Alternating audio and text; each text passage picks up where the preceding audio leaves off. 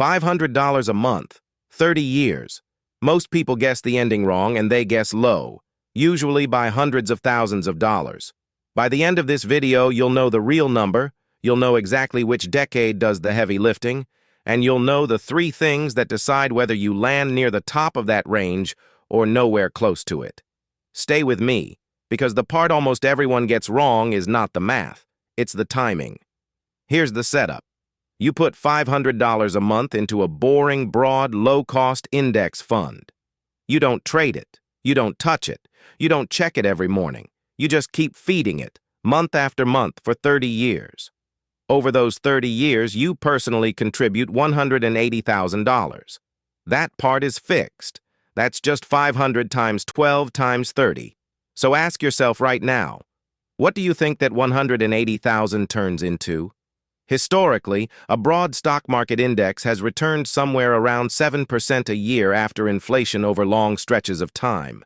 That is not a promise, it's not a guarantee, and any single decade can look nothing like the average. But if we use that long-run figure as an illustration, your $180,000 of contributions becomes roughly $610,000. Read that again. You put in $180,000. You end with around $610,000. Over $400,000 of that was never your money. It was time doing the work. Quick pause.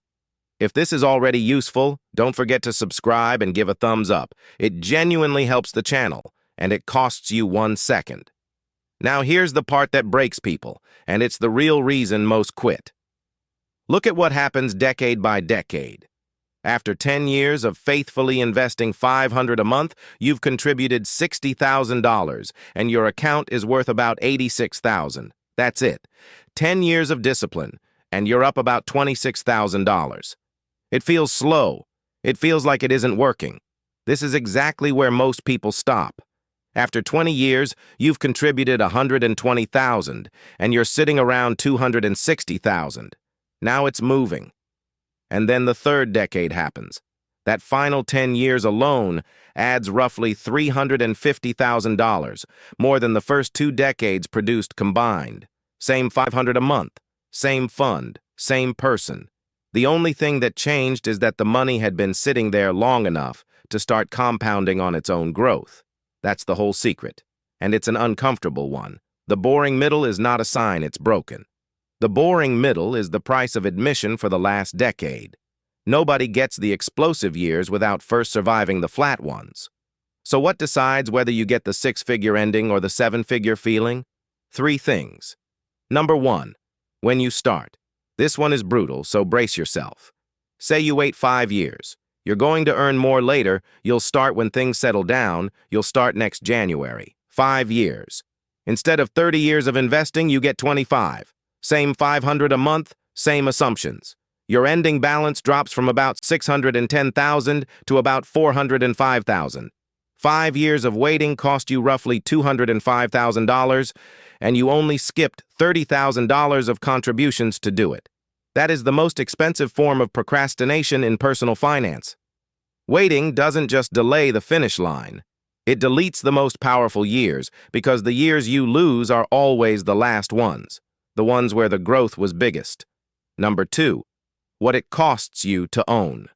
Fees look tiny and act enormous. Take that same plan and shave just 1 percentage point off your annual return. Call it a 1% advisory or fund fee.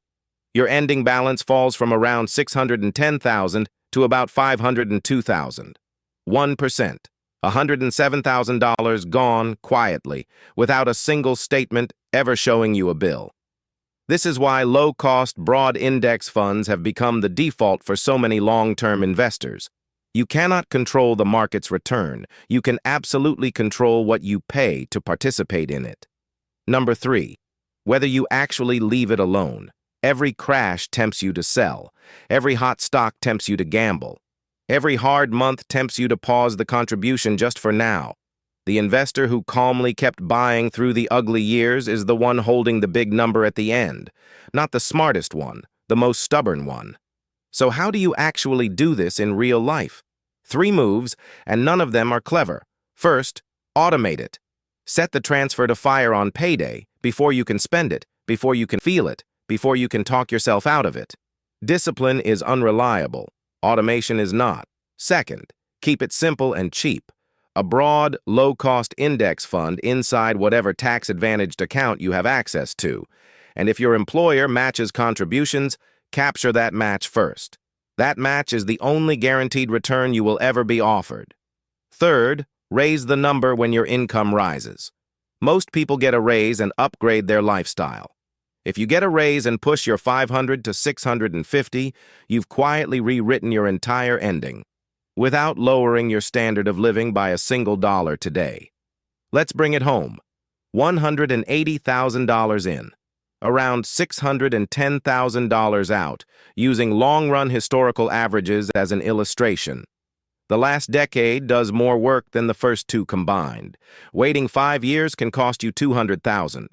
A single % in fees can cost you $100,000. And the person who wins isn't the genius. It's the one who started early, paid little, and refused to flinch. Quick reminder, none of this is financial advice. It's education. And every number here is illustrative. Real returns vary, and they can be negative for years at a time. Talk to a licensed professional about your own situation. And if you want the free net worth tracker I use to watch this compound in real time, it's linked in the description. If you got value from this one, don't forget to subscribe and give a thumbs up. It's how this channel keeps growing. Now I want to hear from you. Be honest, not aspirational. What's your realistic monthly number right now? 100, 250, or 500? Drop it in the comments, and I'll tell you what 30 years does to it.